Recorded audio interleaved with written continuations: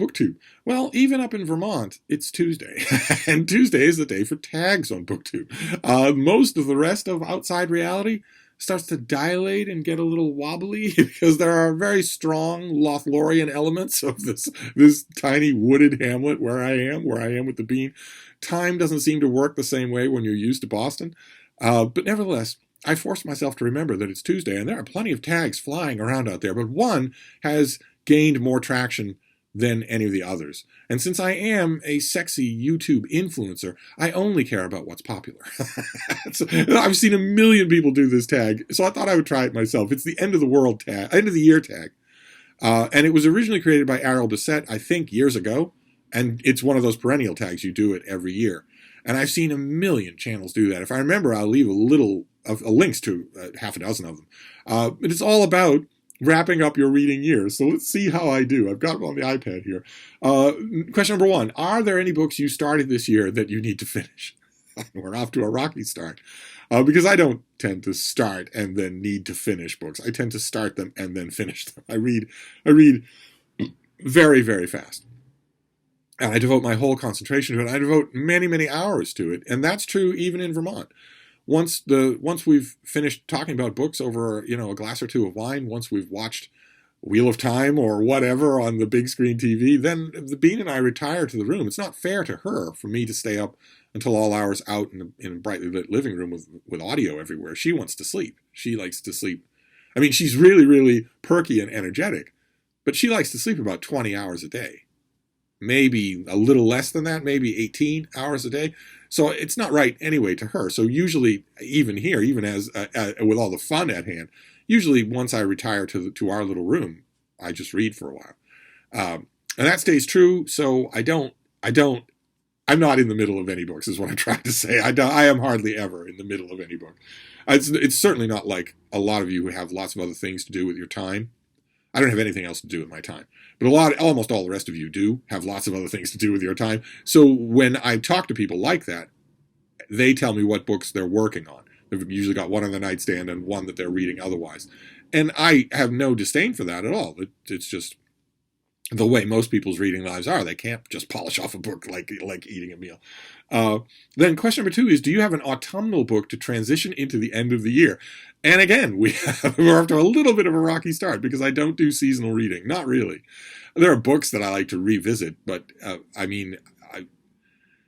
roughly seasonable. I can't really, if for an egregious reread, something that I have no business rereading with all the new stuff I have to read, like for instance, the Barsoom Tales of Edgar Rice Burroughs or Jeeves and Wooster by P.G. Wodehouse. Something like that, I tend to feel like reading in the summer. But I've read them in the winter plenty. I don't have any kind of explicitly seasonal stuff. So we'll go on to question number 3. Is there a new release you're still waiting for? Well, the problem is I'm in Vermont. I'm here as a guest. We're vacationing. Frida and I are vacationing. We're having a blast. And I don't know what mail is gathering back at Hyde Cottage, so I have no idea. We'll find out together. When we go back, there'll be a lot of mail waiting, I'm sure. And the next question is, what are 3 books that you want to read before the end of the year?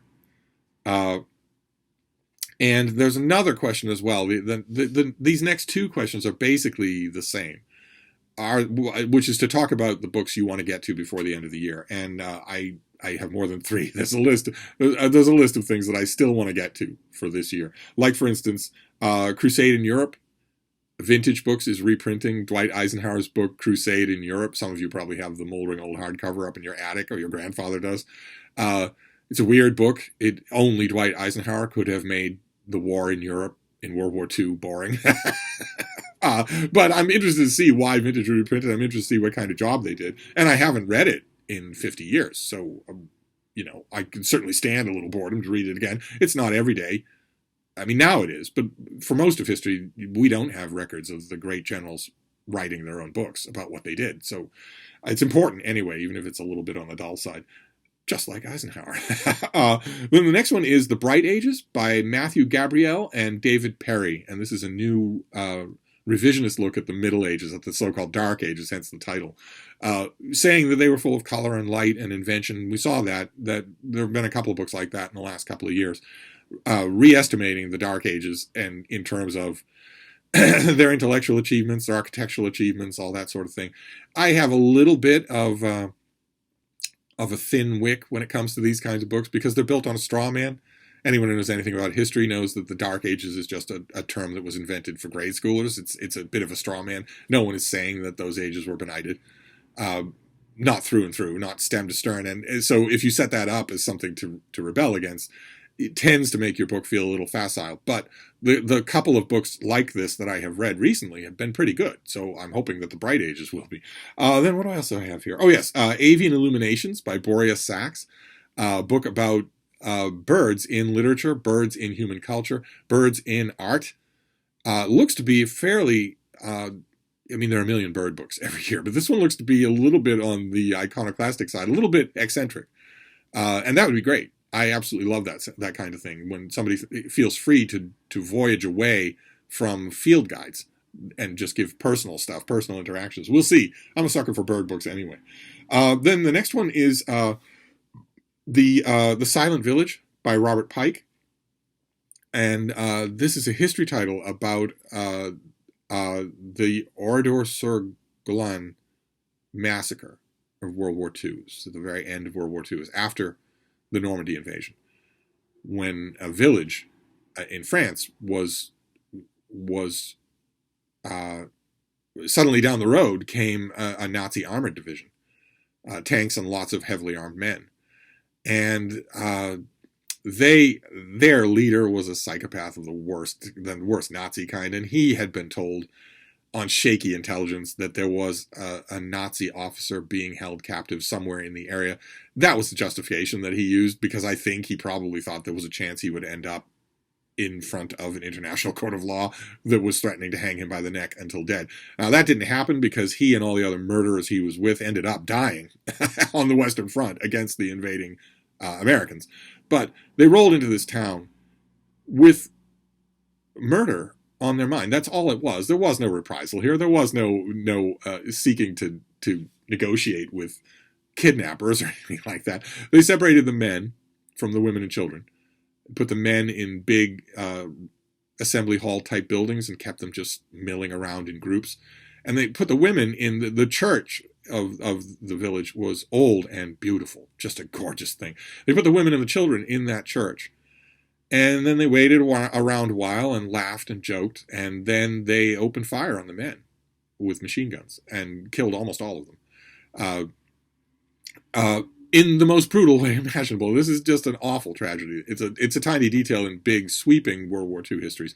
But they were told, they were ordered by their superiors to shoot out the legs from the men so that they would be alive. Then shoot the crawling bodies for recreation purposes, maybe to kill them a little, but mainly you're going to soak them in gasoline and burn them alive. And then they threw a flash bomb into the church to panic the women and children. And as they started to pour out through the windows and the doors, they were gunned down. All but one or two were gunned down. Well over 200 children were murdered by these monsters. And then they left one. They ruined the town as well. They destroyed the town, except for the big fancy mansion, which had a well-stocked wine cellar, and they ransacked that, ate all the food, drank all the wine, laughed and joked, with moans coming up from the church, the dead babies that they had just killed, and then they rolled out of town, and luckily to their deaths, they went to combat and died. And Charles de Gaulle, in a rather morbid but elegant gesture that he had a talent for, decided that the village would never be rebuilt, that the whole village would be a monument to the dead. And it is today. You can go and walk around in the so-called Silent Village. And this book by Robert Pike is billed as being a much fuller story of what life was like in Aurador than anyone has done before in English. There have been innumerable studies in French, but I'd be interested in seeing that. I'd be interested in seeing what this author does. This author wrote one previous. He's written, I imagine, more than one book, but I know him from one previous book on Vichy France that I thought was very good. It's a tricky subject, and I thought he did it well. So this will be a very depressing reading, but it's on my list. Then let's see here. Oh yes, The Cowboy She Loves to Hate by the great Maisie Yates. This is a contemporary cowboy romance. Maisie Yates is great at these sort of things. as far as I can tell, I need to ask Sarah at the Bookish Knitter. As far as I can tell, this is an ebook only and a novella, and I'm trying to figure out, as Sarah would know. I bring the street noise up with me from Boston. That shook this house in its foundations, whatever that was. Maybe it was a Nazi tank. What was I saying? Oh, right. I need to ask Sarah if this thing has a print version or ever did, or if it's brand new in ebook only. It's a short thing, though, and Maisie Yates is so good that I'll read anything that she writes. Then we have the Velveteen Rabbit. The 100th anniversary of the Velveteen Rabbit is coming out. It's a wonderful, wonderful story. I've had it in innumerable different versions, but I never get tired of reading it. It is so bare knuckled. I mean, you have fond, fuzzy memories of it, but it's a bare knuckled story about how becoming real hurts. That's wonderful, and it's told in such a way that you can actually impart that kind of a hard lesson to children. So I'm looking forward to that. I don't, at the moment, have any copy of the Velveteen Rabbit, so this will be the one. Then we have Turtles of the World by Jeffrey Lovich and Whit Gibbons. This is coming out from the good folks at Princeton University Press. It's one of those slightly oversized, heavily pictorial guides to every turtle in the world. How their anatomy works, what their distribution is, how endangered they are, every single species of turtle. I have had versions in this series about spiders and snakes and frogs. The frog one was an epic. So I'm looking forward to the turtle one. Then we have an odd choice. I don't know if I'll actually get this. It's the Cccp Underground. And it's a big pictorial book about Soviet-era metro stations. their architecture, their design, their aesthetics, if you want to use that word. It'd be fascinating to flip through. I'm not sure that I would keep it. And the last one is If This Gets Out, a YA novel by Sophie Gonzalez and Cale Dietrich. That's about a famous boy band, a hugely popular boy band. Every member is dealing with their own issues, but two of the members start to become much closer to each other, and they can't, right? They're both boys, and they can't become romantically entangled with each other because their whole band, their whole merchandising, their whole business plan is based on the heterosexual availability to millions of fans in their imagination of all of the boys in the band. So they can't do it. I'm looking forward to how these authors handle that. We'll just see. And that's just generally books that I'm still waiting for in December. Then the next prompt is there a book you think you could still shock you and become your favorite book of the year? It's increasingly unlikely. With other people, they might be in a position to say maybe so. It's always a chance. But I read in advance. I read, aside from the books that I've listed, I read in advance. I'm pretty much aware of my favorite books for this year. One of the ones that I listed, maybe a couple of others, might change my mind, but it's unlikely. Very unlikely. And finally, have you already started making reading plans for 2022? And that one's easy to end on. I have not. I make no plans for 2022 of any kind, reading or otherwise. Who knows if I'll even want to read in 2022? We shall see. But that's the end of the year book tag going all around BookTube. I thought I would throw my hat in the ring. And if you haven't done this and you have a BookTube channel, feel free to do it. It's good. It's going to be great to hear all of these future plans for me anyway. But anyway, I'm going to wrap this up. And I will be back. Thank you, BookTube.